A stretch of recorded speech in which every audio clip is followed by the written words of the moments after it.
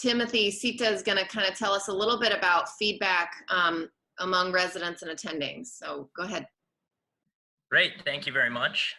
I'm Tim Sita. I'm a PGY3 resident at Northwestern. I am not cool enough to have any disclosures.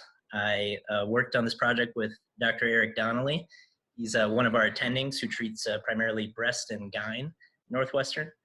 And what we looked at was a qualitative comparison of rad-onc attending and residents' perceptions of feedback.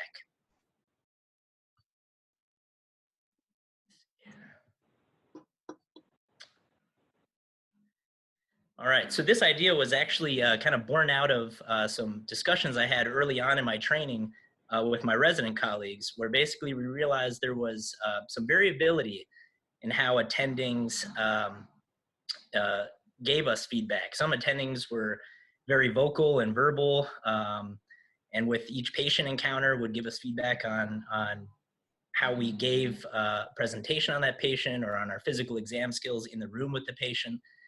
Versus others wouldn't say as much on the day-to-day, and then at the end of a 2-month block would give you quite a narrative on your written performance evaluation, some of which you may have preferred to have heard earlier on.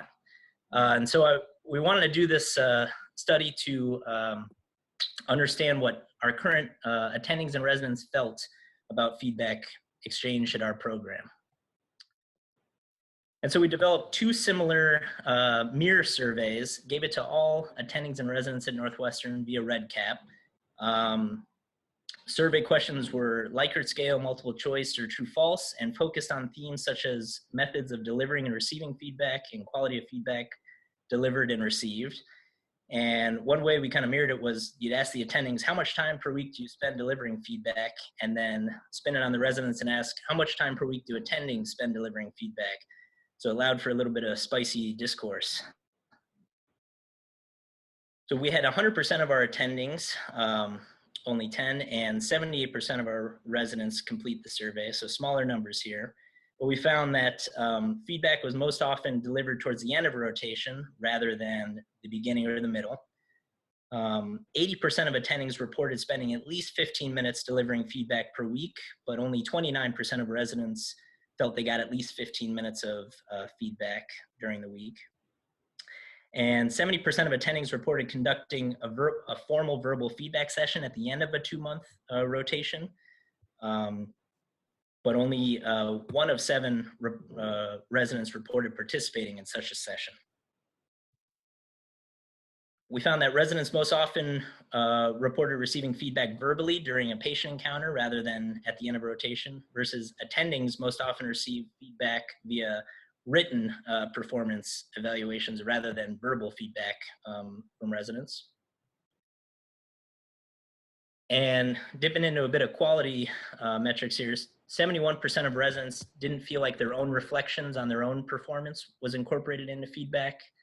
And then in terms of looking at the written evaluations, 40% of attendings and 71% of residents reported actually inflating the end of rotation performance scores and evaluation. And the reasons behind this were to preserve, that were reported, were to preserve the relationship with the attending or resident and limit emotional distress caused by a negative critique.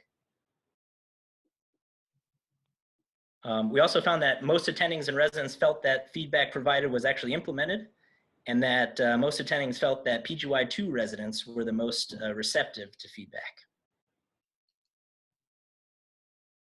Kind of dipping into general themes that we took away from this, at least at Northwestern, most thought improvements were necessary in our current system, and that only about 30% of attendings and residents felt that our current feedback system was effective. And there was some discordance. These main areas were amount of time spent delivering feedback and the formal opportunity to discuss performance verbally at the end of a rotation. This is actually consistent with findings in an internal medicine residency program study where they also found discordance between what residents perceive as feedback and the amount as such, and what attendings perceive they're delivering from a feedback perspective. And then at our institution, at least, the value of written feedback appears questionable at best. We had quite high rates, 40% of attendings and 71% of residents reporting inflating scores with the goal of preserving longitudinal relationships with each other and not causing emotional distress. And so going forward, what I'd love to do is expand our numbers, poll other RAD-ONC programs throughout the nation to see if these findings hold true. I also think it'd be really interesting to poll other programs, maybe using like a radiology department as a control group to see their attending and resident perceptions of feedback, or looking at also like an internal medicine or a much larger residency program where you may spend fewer time over the course of your training with each attending versus say at Northwestern, we're spending 4 to 8 months with each attending. So there's more of a longitudinal relationship in some cases. And then quick hits for possible areas of improvement. Integrating residents' own reflections on their performance has been shown in the literature to be meaningful and perhaps could be done more at our institution. And then a better defined system for formal verbal feedback could be helpful. And so with that, I'd like to thank the symposium team, Dr. Donnelly, my mentor on the project, and of course my colleagues at Northwestern.